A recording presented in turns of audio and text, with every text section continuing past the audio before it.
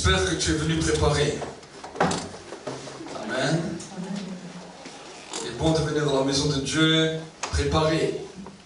Amen.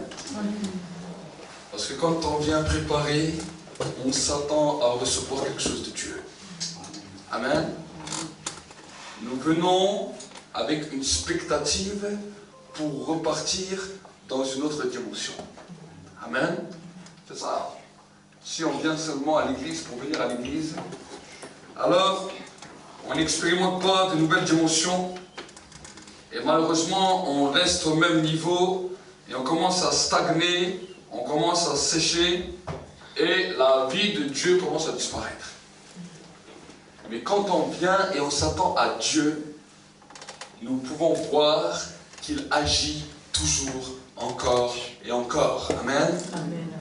Amen. Je vais vous encourager à ouvrir votre Bible.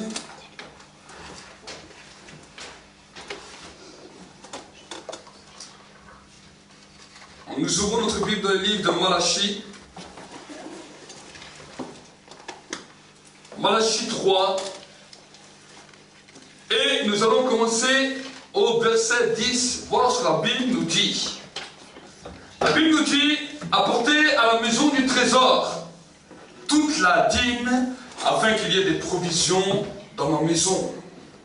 Mettez-moi de la sorte à l'épreuve, dit l'Éternel des armées, et vous verrez si je n'ouvre pas pour vous les écluses du ciel, et que je ne déverse pas sur vous ma bénédiction au-delà de toute mesure. Amen. À la fin, nous allons prier pour tous les sujets. J'ai envoyé les messages à tous ceux qui les ont reçus. Si vous êtes venu avec des CV, vous êtes venu avec peut-être des papiers, des docteurs, toutes sortes de choses, avec peut-être des photos, des gens de vos familles qui ne connaissent pas Dieu, à la fin, je vais imposer les mains sur tout cela et on va prier pour ça. Amen. Amen. Mais la Bible aussi nous dit, le Seigneur nous dit que en tant que croyant, il dit apportez dans ma maison la dîme et vous allez voir si je vais ouvrir sur vos vies les écluses du ciel et que la bénédiction au-delà de toute mesure va descendre. Amen. Donc vraiment, j'aime faire souvent ce rappel pour que les gens puissent connaître aussi les principes de bénédiction. Et je veux vous dire que chaque fois que nous sommes fidèles à Dieu, Dieu nous bénit. Amen. Je l'ai expérimenté maintes et maintes fois dans ma vie. J'ai vu maintes fois comment Dieu a agi. Chaque fois que je donne vraiment cet encouragement des fois à des frères, à des sœurs qui des fois ne savent plus comment faire, je leur donne cet enseignement. J'ai donné encore un enseignement à un jeune qui n'avait rien. Il n'avait même plus de rentrée d'argent, il n'avait presque rien.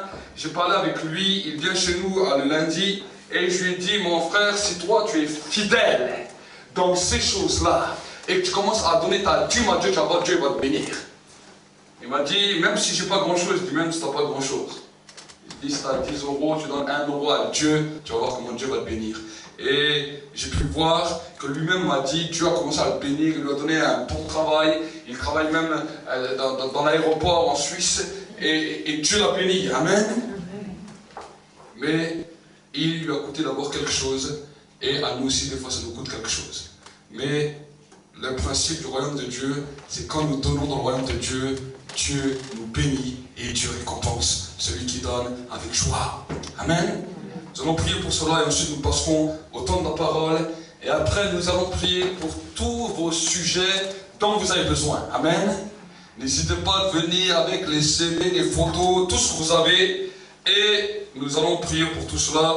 Nous allons imposer les mains dessus. Et nous allons demander à Dieu qu'il dépose une onction dessus pour que les CV, pour que les contrats de travail, pour que les choses que vous avez à projet, du business ou n'importe quoi, Dieu puisse vous faire prospérer et qu'une bénédiction puisse être libérée sur vos vies. Amen.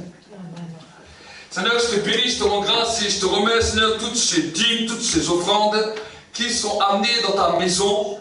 Et je te demande, Seigneur, mon Dieu, mon roi, d'ouvrir les écluses du ciel et de déverser la bénédiction au-delà de toute mesure.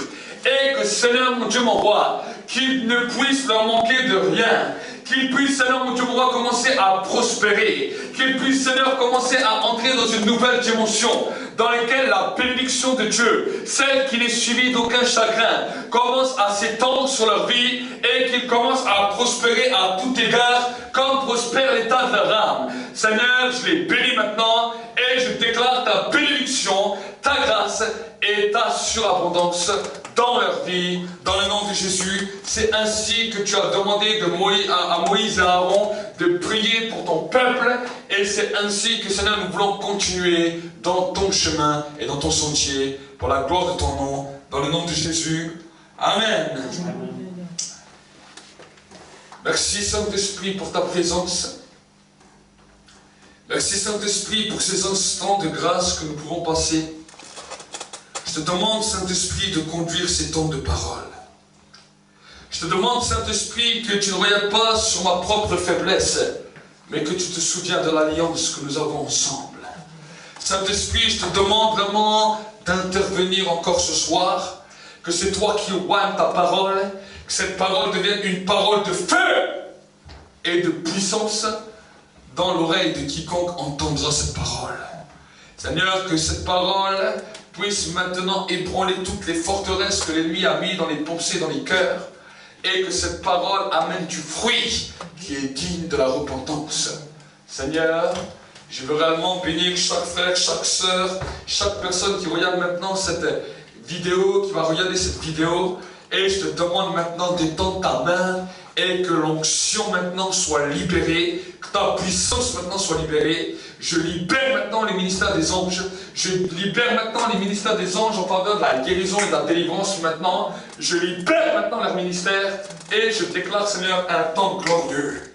Au nom de Jésus-Christ. Amen. Acclamons pour le Seigneur.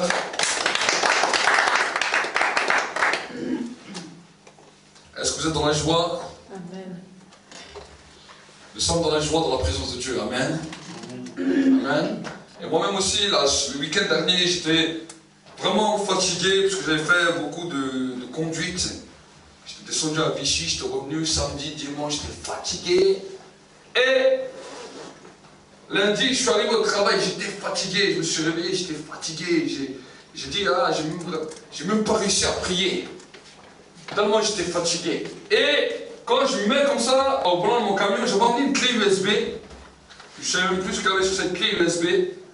Et alors que la clé USB commence à tourner, j'entends, vous savez, le CD de prière qu'on a fait, où vous pouvez le voir sur le site internet de l'église, Centre mondial de réveil. Vous allez sur la formation disciples. Et la vidéo s'appelle Apprendre facilement à prier. Vous pouvez directement la télécharger sur YouTube. Ou si vous n'y arrivez pas, amenez-moi vos clés USB, parce qu'on a un petit peu en rupture de CD, et je vous le mettrai sur une clé USB. Amen. Et en fait, ce CD a commencé, et il est vrai, moi-même j'ai fait les CD avec vous, mais moi-même j'ai pas eu beaucoup le temps de l'écouter moi-même. Amen. Et là, alors que j'étais fatigué, j'entends ma propre voix qui est en train de parler sur CD. Et je me suis dit, ben, maintenant que je suis tellement fatigué, que je suis au volant de mon camion, pourquoi pas répéter avec? Alors c'était un peu marrant parce que je me répétais. Mais vous savez quoi? Après 1 heure de répétition, après 1 heure que j'écoute ce CD, le feu est descendu et j'ai été renouvelé d'un coup. Amen. J'ai tellement été renouvelé qu'aujourd'hui j'ai refait la même chose. J'ai dit je remets maintenant cette clé USB. Et dans mon camion, maintenant je commence à prier avec ma voix, je répète ma voix. Amen. Et je vous encourage vraiment, des fois on peut être découragé, des fois on peut être fatigué.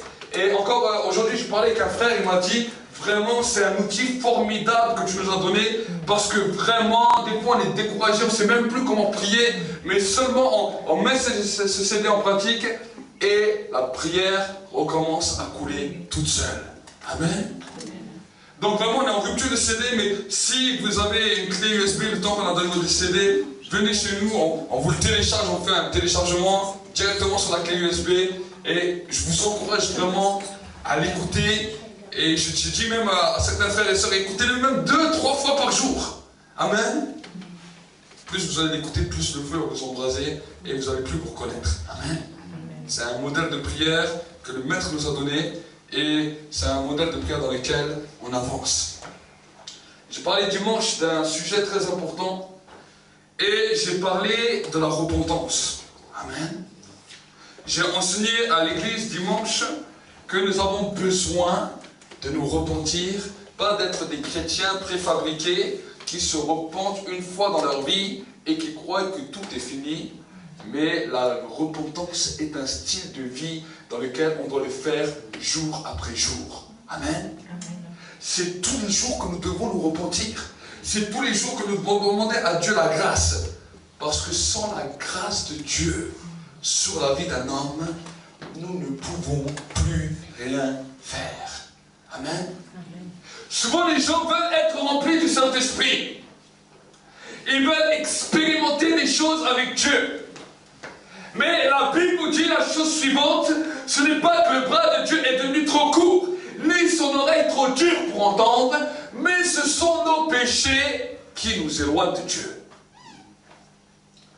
Alors peut-être on dit oui, mais je ne pêche pas, je ne fais pas l'adultère, je vis en couple, j'ai des enfants, je ne vis pas dans la débauche ou dans toutes sortes de choses. Mais bien souvent l'incrédulité vient dans nos cœurs et bien souvent nous doutons. Bien souvent nous avons des pensées mauvaises, des raisonnements mauvais, bien souvent la haine vient dans nos cœurs. Et toutes ces choses, nous oublions que Dieu l'a appelé péché. Amen. Ces choses-là, la Bible nous dit que Dieu en a en horreur. Et malheureusement, ces choses-là habitent dans l'homme. Et c'est pour cela que les prophètes, alors qu'ils venaient pour parler, les prophètes interpellaient les nations. Et le plus grand message des prophètes était « Repentez-vous, humilions-nous devant Dieu et demandons à Dieu la grâce ». Si vous regardez tout l'Ancien Testament, vous allez voir que chaque fois qu'un prophète entrait en scène, il amenait le peuple à la repentance. Amen. Et des fois, le peuple venait avec les femmes, les enfants, et il commençait à prier, à jeûner, pour que Dieu intervienne en leur faveur. Amen. Et peut-être on va se dire, oui, mais ça c'était le temps des prophètes. Jean-Baptiste est venu. Lui qui a ouvert la voie au Christ. Et la Bible nous dit qu'il était le prophète et il continuait. Repentez-vous, car le royaume des cieux est proche. Les gens venaient, ils se faisaient baptiser, ils faisaient une petite repentance. Et un jour, Jean le Baptiste en a eu marre de voir toute cette hypocrisie. Il les a appelés. Et il a mis comme ça tous ses disciples, les uns à côté des autres. Et il a dit, venez voir, je vais vous parler. Les disciples étaient là. Ils ont dit, ah, le prophète Jean, il va nous donner une bonne parole. Ça va bouleverser nos vies. Il les regarde bien dans les yeux et leur dit, race de vipères, qui vous a appris à fuir la colère à venir. Produisez donc des fruits dignes de la repentance et ne dites pas dans votre esprit, nous avons Abraham comme père. Ne dites pas dans votre esprit, nous sommes bien, nous sommes justes, nous ne sommes pas pécheurs, les autres qui sont dehors sont pires que nous, parce que la Bible nous dit que tout arbre qui ne produit pas de bons fruits sera coupé et jeté au feu. Amen. Qu'est-ce que c'est un bon fruit? La Bible nous dit qu'un bon fruit est un fruit qui provient de la repentance. Souvent, le Saint-Esprit est étouffé dans nos vies. Parce que nous sommes tellement à nous complaire dans notre propre justice, en croyant que nous sommes bons, en croyant que nous ne sommes pas mauvais, et finalement, d'autres sont bien plus mauvais que nous. Je suis un bon chrétien, je viens à l'église, je fais mon petit devoir que j'ai à faire. Mais j'aimerais vous dire que ce n'est pas notre petit devoir qui va produire le fruit digne de la repentance.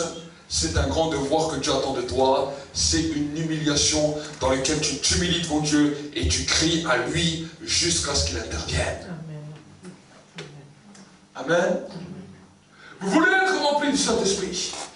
Vous voulez que Dieu manifeste sa grâce au-delà de toute mesure sur vos vies. Et pourtant, quand il s'agit de la repentance, quand il s'agit de reconnaître que tu es un pécheur, alors à ce moment-là, la voix se fait toute petite. Si on te demande de louer et d'adorer Dieu, une grande louange monte de ta bouche. Mais si on dit maintenant, reconnais devant Dieu que tu es pécheur, oh Seigneur, tu regardes à droite, tu regardes à gauche, je suis un petit pécheur, je suis un petit pécheur. Amen. Vous savez, souvent les gens m'ont posé la question, mais comment tu as fait pour expérimenter le Saint-Esprit? Vous savez, quand je me suis converti, j'avais des péchés comme une montagne. J'étais pécheur par-dessus la tête. Et je suis arrivé et j'ai eu l'impression que dans l'église, tout le monde était juste et que moi j'étais le pire des pécheurs. Et en plus, on me regardait aussi au début comme tel.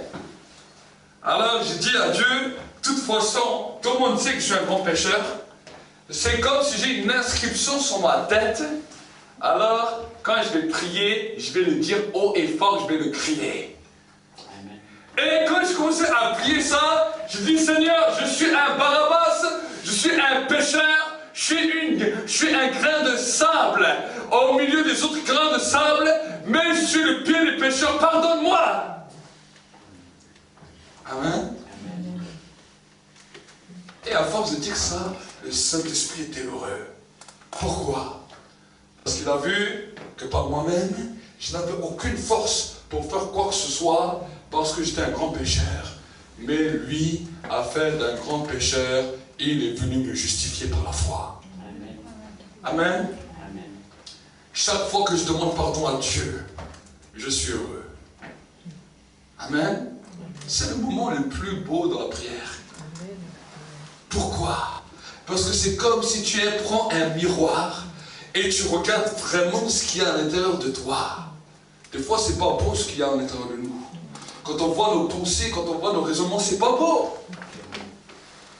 Mais on a tellement eu l'habitude de cacher ça, de camoufler ça, par un beau sourire, par une belle coiffure, par des beaux habits, que quand les gens ils parlent, oh, tu es quand même une bonne personne. Des fois, j'ai peur qu'on me dise ça. Je dis, tu sais pas ce que tu dis. Amen. Tu sais, des fois, je suis mal à l'aise quand les gens viennent, oh, tu es une bonne personne. Un jour, un homme est venu chez Jésus, lui a dit, bon maître. Jésus s'est tourné vers lui. Il lui a dit, je vais te poser une question. Pourquoi tu m'appelles bon? La personne est restée stupéfait. Il dit, je t'ai dit, dans la parole, il y a écrit que Dieu seul est bon. Amen. Alors que Jésus, lui, était vraiment bon. Mais il a fait cela pour nous montrer un exemple à suivre. Souvent, les gens viennent chez toi, oh, tu es une bonne personne. Vous savez, il y a des gens, quand tu leur dis ça, on dirait que ça y est. Il y a des ailes qui commencent à leur voler derrière, et ils se sentent tellement bons, tellement grands, que les chevilles commencent à gonfler. Amen. Mais moi, j'aime pas cette parole. Amen. Si tu veux venir me flatter en me disant, ah, t'es une bonne personne, sache que c'est pas une parole qui me flatte, c'est une parole que j'aime pas. Amen. Pourquoi? Parce que j'ai appris à découvrir ce qu'il y a à l'intérieur de moi. Amen. Et si je suis qui je suis, ce n'est pas parce qu'il y a quelque chose de bon en moi, mais c'est parce que le Saint-Esprit a commencé un travail et il l'achèvera. Amen. Vous savez, le plus dur pour l'être humain, surtout pour le croyant, c'est de comprendre cette réalité en demandant pardon à Dieu, en se repentant, en sachant ce qu'il y a de mauvais en nous et apprendre à s'aimer parce que malgré qu'on est mauvais, ça c'est le plus dur. Jésus a dit, tu ne pourras que aimer ton prochain si tu t'aimes toi-même. Amen. Mais le problème c'est que tu n'as jamais pu t'aimer parce qu'on t'a tellement dit que tu es bon, tu as tellement essayé de te mettre un masque Et quelque part, quelque chose est en train de te dire que c'est pas vrai. C'est à cause de ça que tu t'aimes pas. Est-ce que vous ici? Quand tu comprendras qu'à l'intérieur de toi, il n'y a rien de bon, et que dans la prière, tu le reconnaîtras devant Dieu, à ce moment-là, tu vas commencer non seulement à t'accepter, parce que tu ne te mets pas un masque devant toi, mais tu vas commencer à t'aimer. Pas parce que tu es bon, mais parce que tu te connais. L'amour ne vient pas de la bonté, l'amour vient de la connaissance. Retiens ça. Amen. L'amour ne vient pas de la bonté, mais l'amour vient de la connaissance. C'est quand seulement tu connais une personne que tu peux savoir si tu l'aimes ou tu l'aimes pas. Tu ne vas pas dire, je vois les gens dans la rue, ah lui je l'aime pas, lui, mais ça c'est une foutaise. Tu as vu, regardez combien d'hommes se sont mordus les doigts, ou combien de femmes se sont mordues les doigts. Oh, ils ont vu une belle femme qui est passée, ils ont dit, elle je l'aime.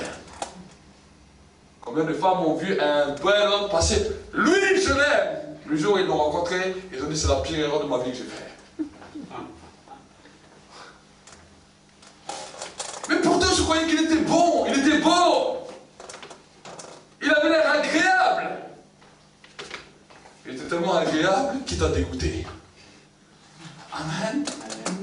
Mais par contre, il y a d'autres gens, tu les vois, tu discutes avec eux, tu penses rien, et tout d'un coup, tu commences à connaître ces personnes commencent à devenir intéressantes, et là, il y a un lien qui se crée, ce qu'on appelle un lien d'amitié.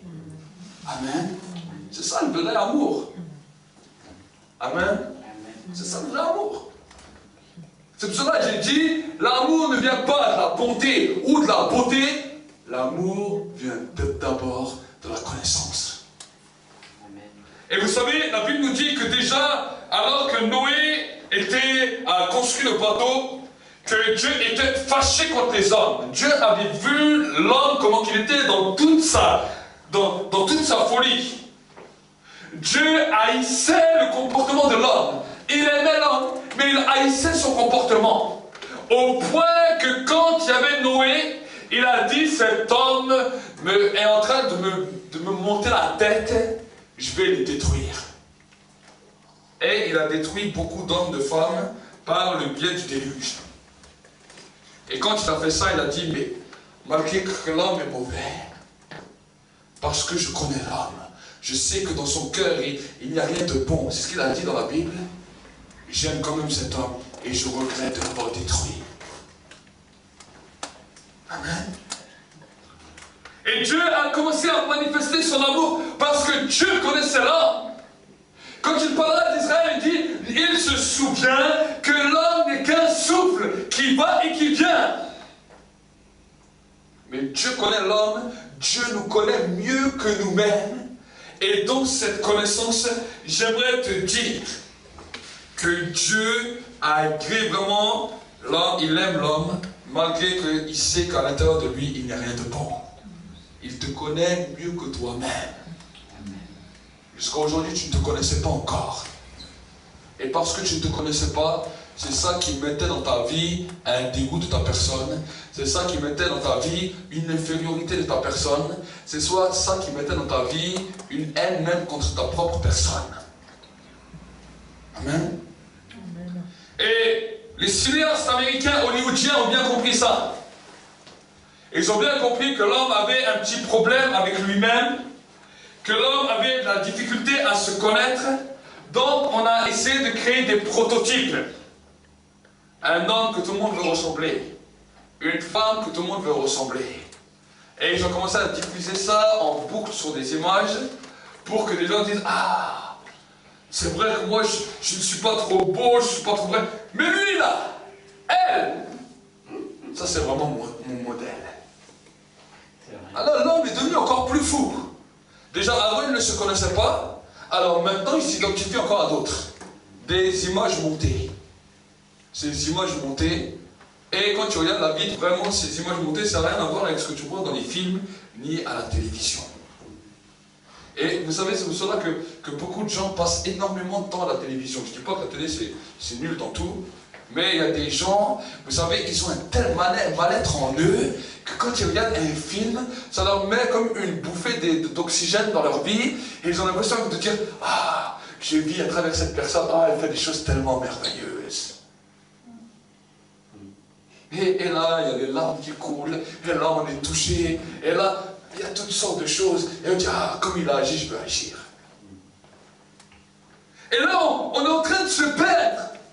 Et on voit des hommes, des femmes, toute une génération qui est en train de se perdre. Parce qu'au lieu de chercher Dieu pour se découvrir, ils cherchent l'homme pour se donner une autre image, parce qu'ils veulent fuir leur propre image. Amen. Dans un pays où ils n'ont pas grand-chose, ils n'ont pas le temps de chercher d'autres images, parce qu'ils ont déjà mangé. Mais dans nos pays civilisés, dans nos pays industrialisés, dans toutes sortes de choses, là on aurait le temps.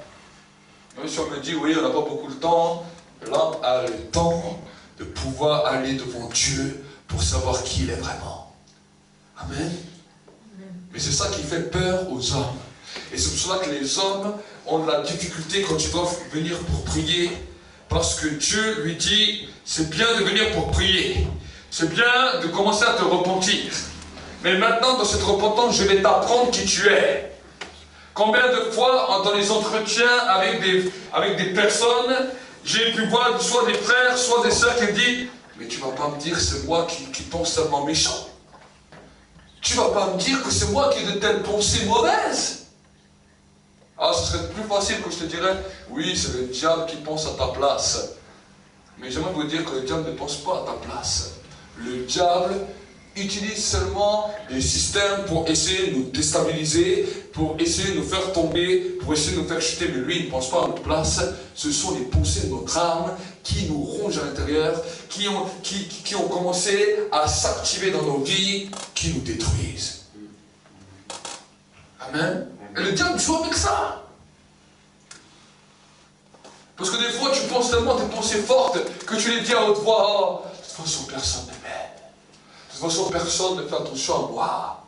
De toute façon, combien j'ai entendu des gens qui disent, mais même si je meurs, personne ne peut, ça changera la vie à personne.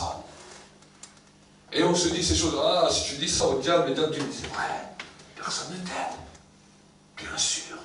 Regarde les gens quand tu marches dans la rue, ils ne te regardent même pas. Même si tu leur dis bonjour, ils ne te diront même pas bonjour.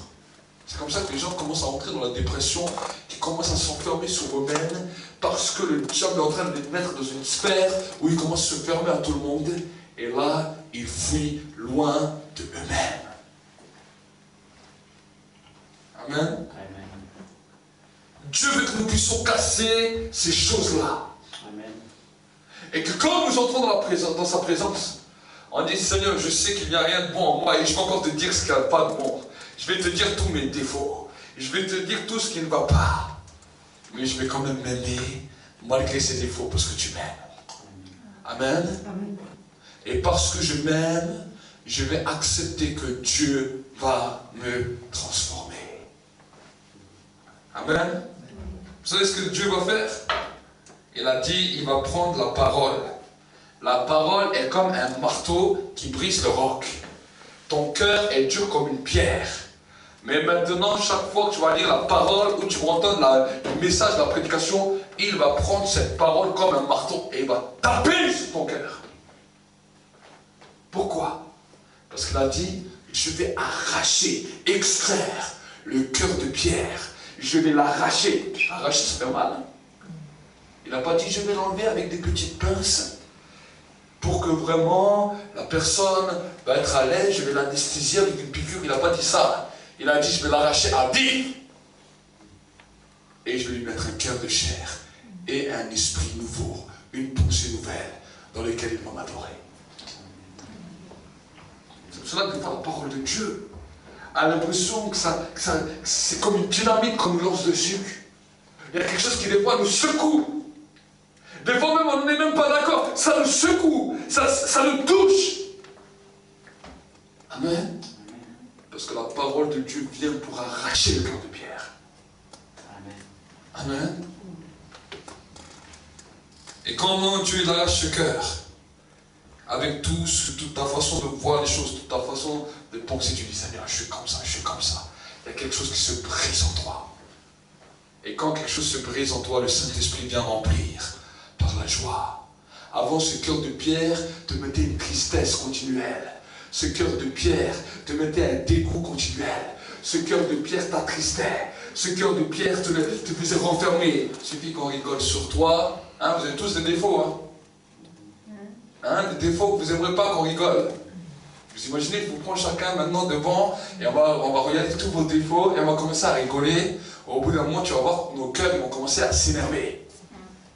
Je prends n'importe lequel d'entre vous, je fais ce test, vous allez voir. Amen. Mais c'est normal. Ça, c'est le cœur de pierre qui fait ça.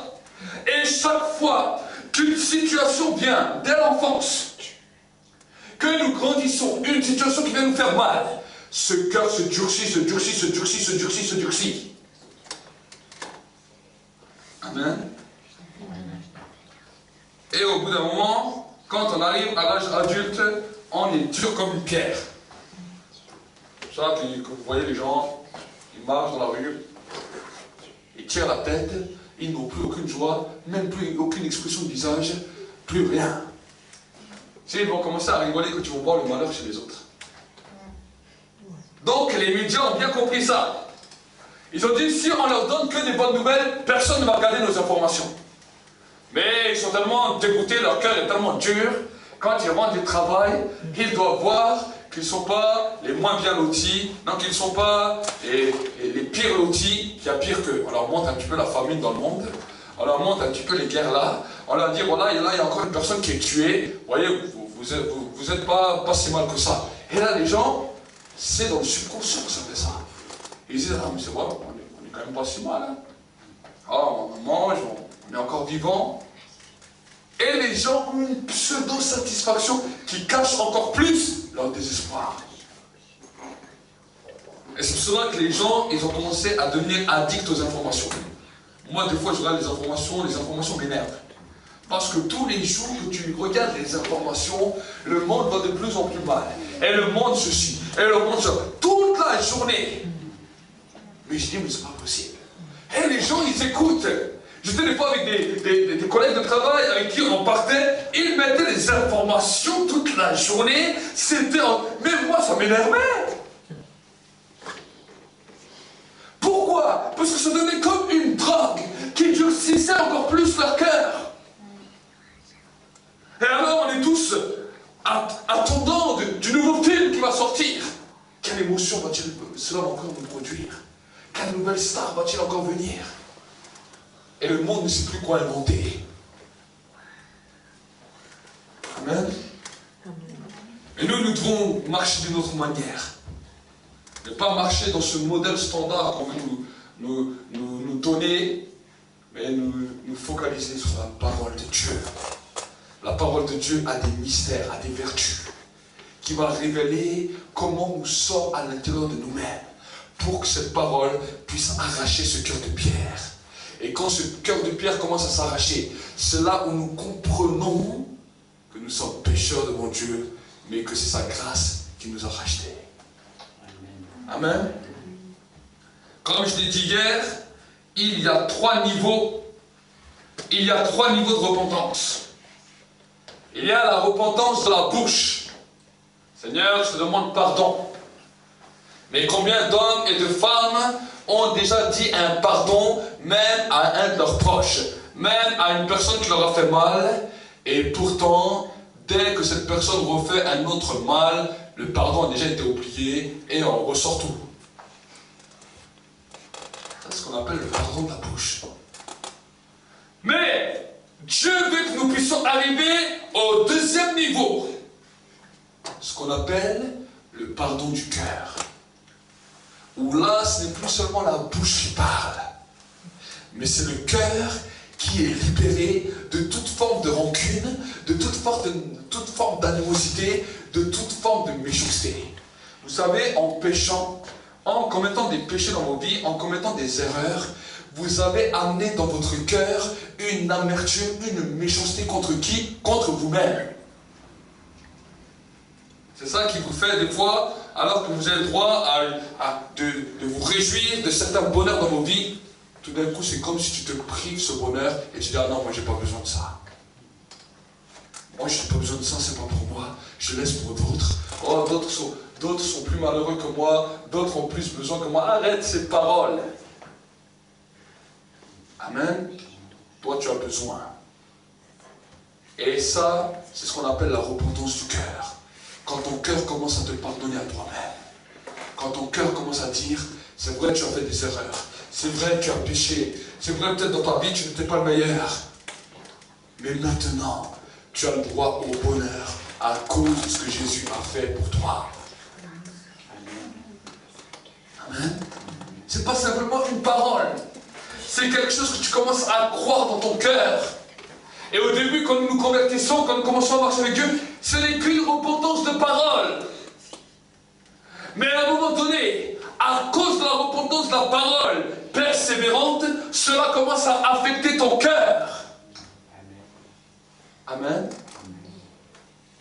Et si tu continues dans la profondeur de la repentance, non seulement ça impactera ton cœur, mais ça commencera à impacter la repentance de la pensée. Beaucoup de gens, des croyants, sont arrivés qu'à la repentance du cœur, mais ne sont jamais parvenus à la repentance de la pensée. Qu'est-ce que c'est la repentance de la pensée? C'est quand ta pensée ne t'accuse plus, mais que ta pensée est en communion avec la pensée de Dieu. Selon ce que la Bible nous dit, le Saint-Esprit témoigne à notre esprit que nous sommes enfants de Dieu. Amen. Quand ce témoignage commence à résonner à l'intérieur de nous-mêmes, quand ce n'est plus simplement une simple parole qui a été dite, ou un simple cœur qui a été touché, mais qu'une pensée totale a été envahie à cause de sa présence. Alors peut-être ce soir tu vas me dire, mais comment pouvoir parvenir à ce niveau? Alors j'aimerais te le dire, c'est simple. Jour après jour, persévère dans la repentance. Ne fais pas 5 minutes ou 10 minutes de repentance, mais si Dieu te demande pendant 15 minutes, 20 minutes, 30 minutes à te repentir devant lui, alors fais-le. Si Dieu te demande de crier, à dire Seigneur, pardonne-moi, alors prie jusqu'à ce que tu sentes le pardon commencer à toucher ton cœur. Amen. Et plus tu vas le faire, au bout d'un moment, non seulement ce pardon va toucher ton cœur, mais au bout d'un moment, cela va impacter tes pensées. Amen. Quand tes pensées sont impactées, c'est le plus haut niveau de la repentance. Amen.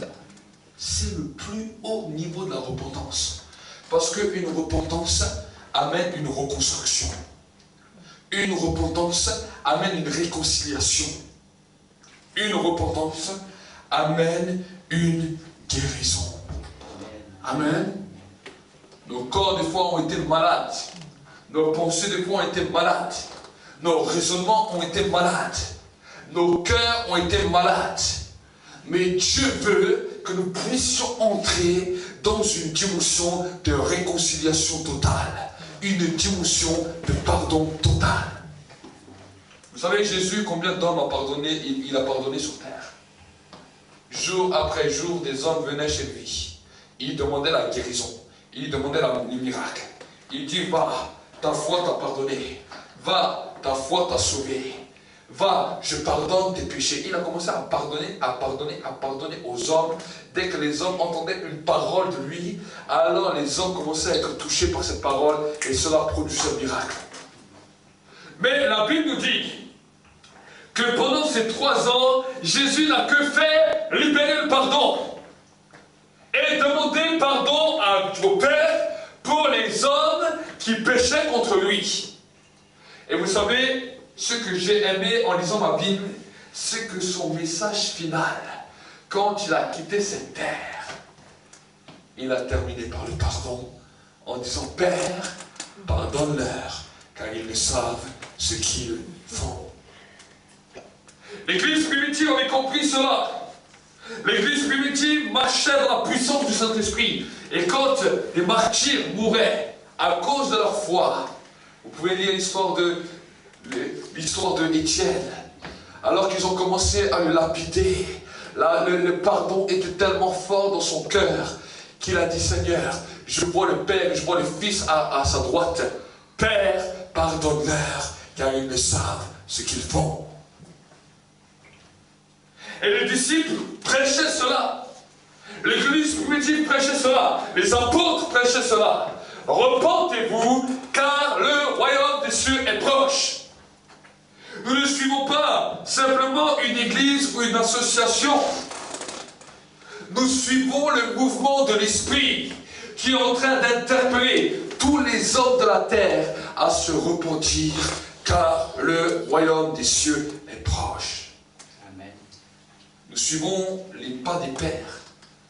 Les pères de la foi savaient s'humilier devant Dieu en disant, Seigneur, pardonne. Moïse a pu dire, Seigneur, pardonne le peuple d'Israël. Je vais prier pour eux, pour que tu pardonnes leurs péchés. Amen. Les prophètes ont dit, nous ne sommes pas meilleurs que nos pères. Nous avons péché, nous et nos pères, mais pardonne-nous, nous, et pardonne nos pères aussi. Amen. Et ils ont persévéré et persévéré. Et je veux te dire que il n'y a pas d'arrêt. Quand tu commences une vie avec Dieu, c'est tous les jours que la repentance doit être déclarée dans ta vie. Selon ce qui est écrit dans le livre de Luc, regardez ce que la Bible nous dit dans le livre de Luc. Luc 24.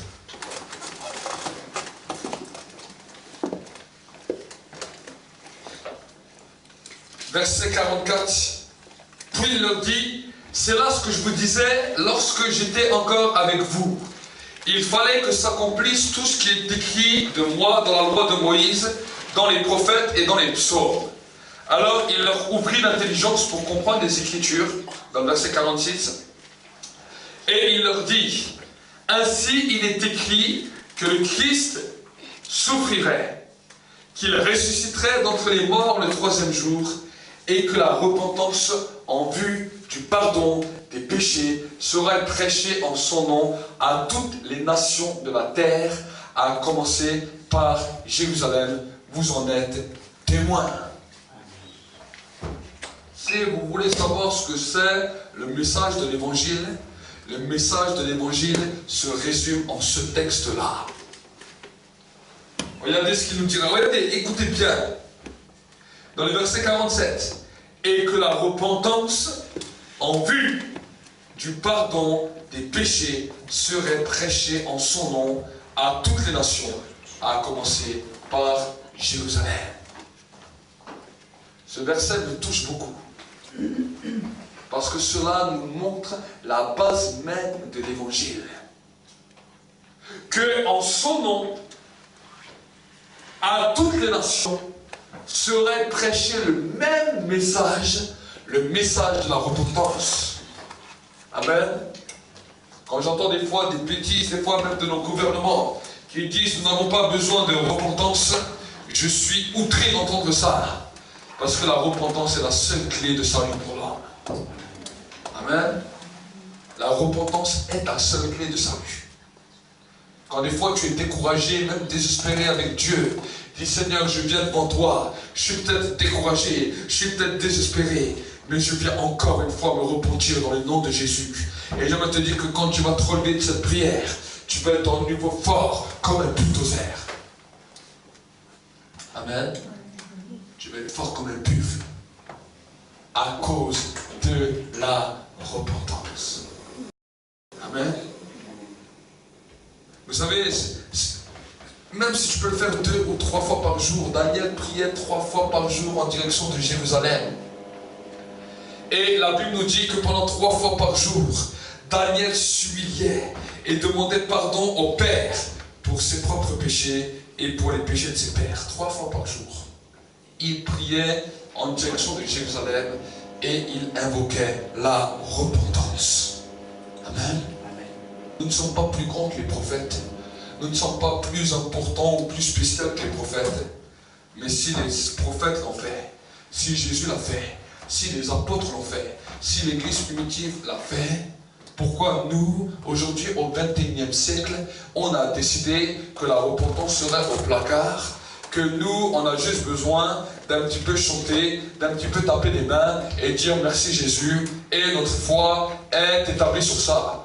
Mais le problème, c'est qu'à l'époque, la foi des disciples était bien supérieure que les chrétiens d'aujourd'hui. Ils étaient des hommes comme toi, ils étaient des hommes comme moi. La seule différence, c'est que c'était des hommes qui savaient fléchir le genou devant Dieu et qui savaient dire Seigneur, pardonne-moi. Amen. Amen. Vous savez, c'est dur des fois de dire ça à Dieu. Seigneur, pardonne-moi, j'ai péché.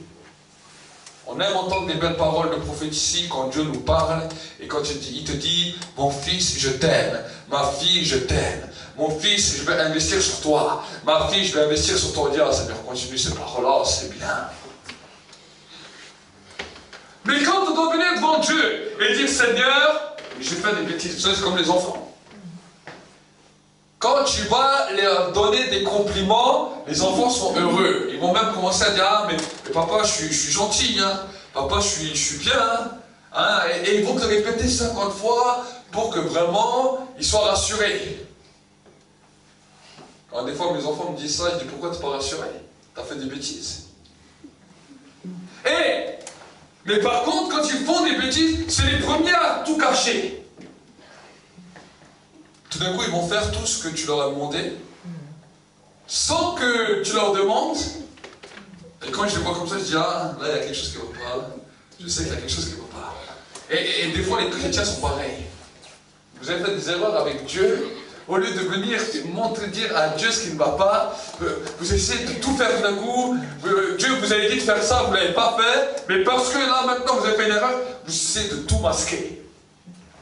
Vous allez commencer à venir, vous allez prier, vous allez faire les choses bien, vous allez bien chanter, vous allez lire votre Bible. Pourquoi? Pour essayer de cacher des fois nos erreurs. Nos erreurs, nous ne les rachetons pas. Nous ne pouvons pas racheter nos erreurs. Tu ne peux pas racheter tes péchés. Aucun péché ne peut être racheté. Toutes les dimensions de balance qu'on vous a racontées, qu'on va mettre les bonnes actions, les mauvaises actions, ça c'est un mensonge. Le purgatoire, ça c'est un mensonge.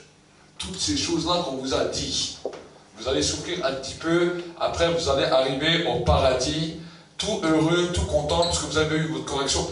Tout cela c'est des mensonges. La seule manière d'accéder au paradis, c'est par la repentance. Amen. C'est quand on demande à Dieu pardon pour nos péchés. Quand on dit Seigneur, maintenant je veux restaurer mes péchés. Amen. Je veux que tu fasses la rémission de mes péchés. Et j'irai encore plus loin.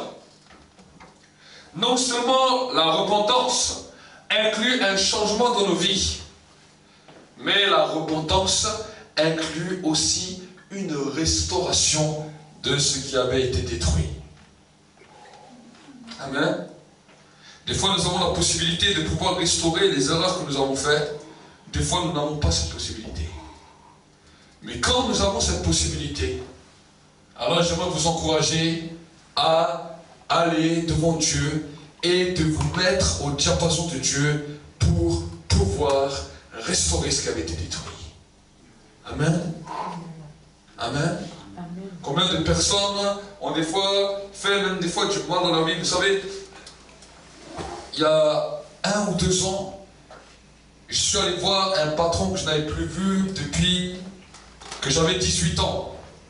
Donc ça fait une belle paire d'années. Et vous savez, ce patron, à l'époque, quand j'étais chez lui, j'étais son ami, entre parenthèses.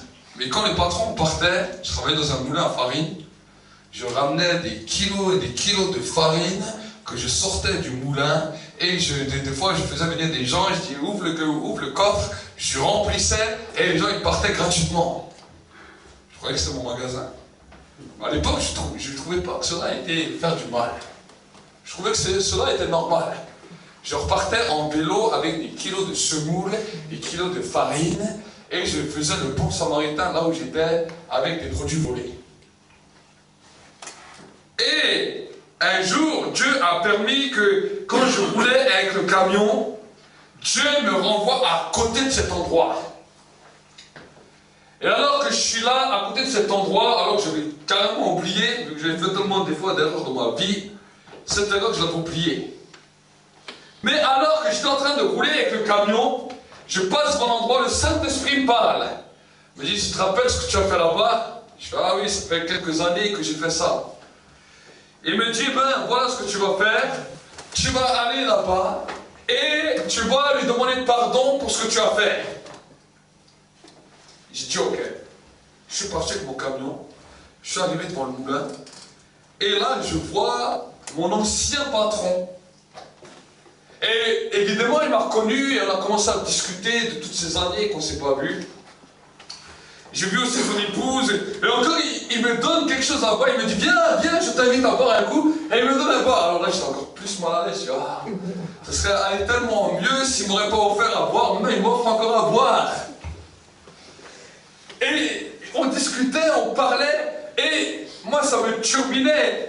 Et lui il me disait, alors comment tu vois la vie? Et tu as des enfants, et tu as ça.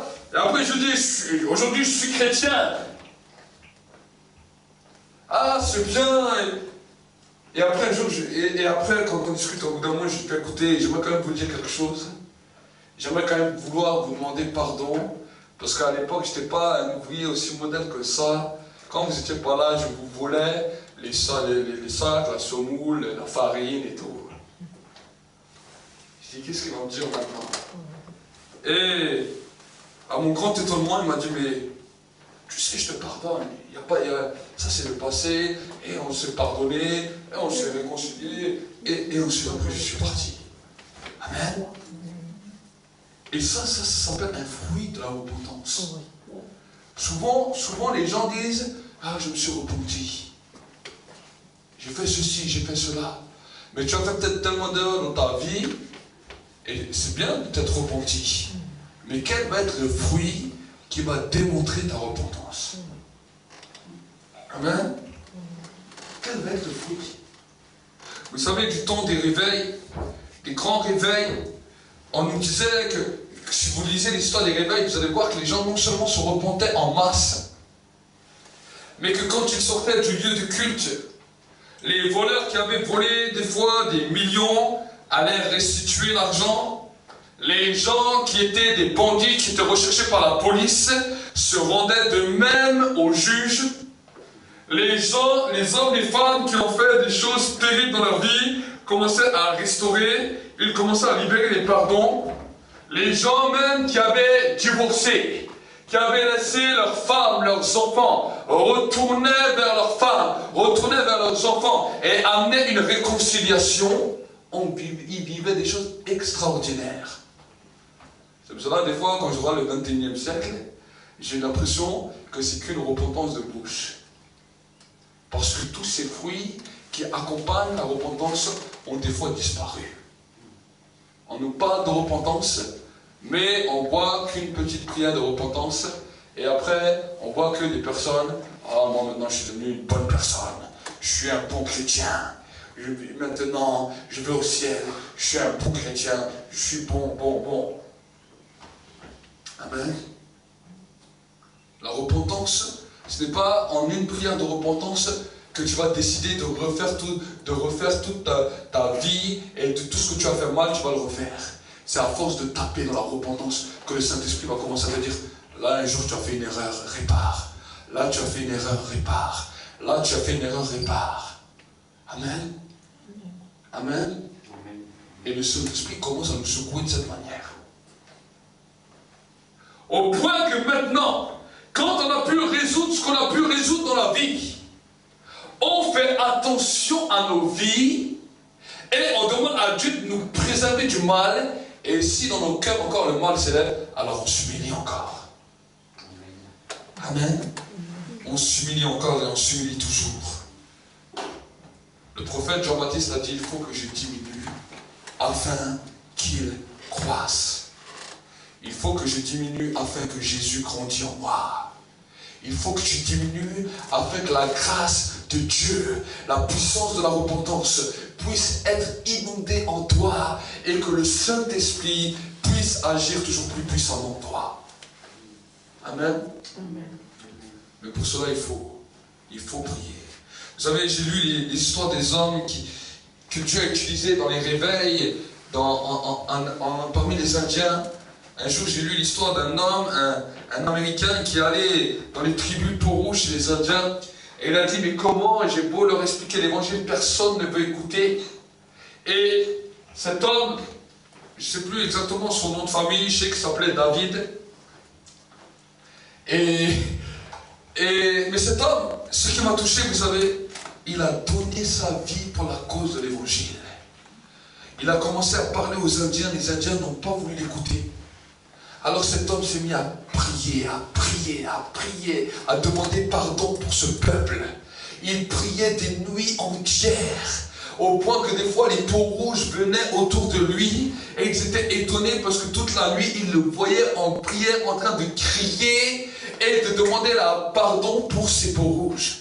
Il jeûnait, il priait, au point que des fois même sa santé en prenait un coup. Il est mort très jeune. Mais quand il est sorti de ce temps de prière et de repentance, à peine il a commencé à parler aux peaux rouges, que des centaines, des milliers de peaux rouges d'Indiens se sont convertis. Ils ne tenaient même plus devant la présence de Dieu. Dès qu'il commençait à parler, ils tombaient par terre, ils se ramassaient, ils commençaient à crier à Dieu et se reportaient. Amen. Amen. Tu veux voir ta famille sauvée. Tu veux voir tes amis sauvés. Tu veux voir tes collègues de travail sauvés. Amen. Commence à te repentir pour toi et commence à dire, Seigneur, pardonne-les. Amen. Amen. Pardonne-les. Pas un petit pardon, mais que cette inspiration de repentance touche non seulement ta bouche, mais commence à toucher ton cœur, commence à toucher tes pensées, pour que le Saint-Esprit puisse libérer la création du miracle. Amen. Amen. Nous avons vécu mardi dernier un culte merveilleux dans lequel vous avez été impactés, envoyés. Amen. Vous vous souvenez, c'était le thème de mardi dernier. Sois impacté et envoyé. Et nous avons parlé de trouver autour de toi des hommes, des femmes de paix dans lesquels tu vas investir. Amen. Maintenant, cette mission, il faut la continuer. Mais ce que tu vas rajouter avec, c'est ta propre repentance et ensuite la repentance pour les autres. Amen. Et là, tu commences à te construire. Là, tu commences à être équipé et tu commences à grandir. Prions ensemble. Prions ensemble pendant un instant. Tu as entendu le message ce soir? C'est un message d'interpellation. Un message qui nous ramène à la réalité, selon ce que la Bible nous dit, et que la repentance en vue du pardon des péchés serait prêchée en son nom à toutes les nations de la terre. Le Saint-Esprit nous interpelle ce soir. Il a dit, si le peuple sur lequel est invoqué mon nom, s'il s'humilie, s'il prie, et s'il revient de ses mauvaises voies, et j'interviendrai en sa faveur et je guérirai son pays.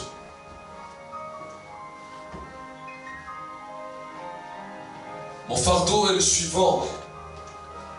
Je vois cette nation qui souffre. Je vois le pays de France qui souffre. Les politiciens ne trouvent aucune alternative pour notre pays. J'aimerais vous dire l'alternative de Dieu, la repentance. J'aimerais vous dire la parole de Dieu pour notre nation. Face au gouvernement, face aux politiques, tous ces systèmes qui veulent faire, c'est pas ça qui change notre nation. Mais si l'Église commence à prier, si l'Église commence à se repentir, si l'Église commence à crier à Dieu, voilà ce qui va restaurer notre pays. Voilà ce qui va restaurer notre nation. Dis avec moi, Père, Ce soir, j'ai entendu ta parole. Et je veux entrer dans une nouvelle dimension avec toi. Une dimension de repentance. Je ne veux pas que ce message ait passé loin de moi. Mais je veux que ce message saisisse toute ma vie. Saisisse mes entrailles. Afin que la repentance et ses fruits commencent à être libérés dans ma vie. Et je le déclare maintenant. Dans le nom de Jésus-Christ. Dans le nom de Jésus-Christ. Et je déclare une vie de victoire dans la repentance. Dans le nom de Jésus-Christ. Amen. Si vous avez des CV, si vous avez des photos, si vous avez toutes sortes de choses, venez devant maintenant, je vais prier pour vous. Si vous avez toutes ces choses, des contrats peut-être de travail, si vous avez des choses spéciales, venez devant avec. Venez devant avec tout ça. Je vais prier pour tout ça.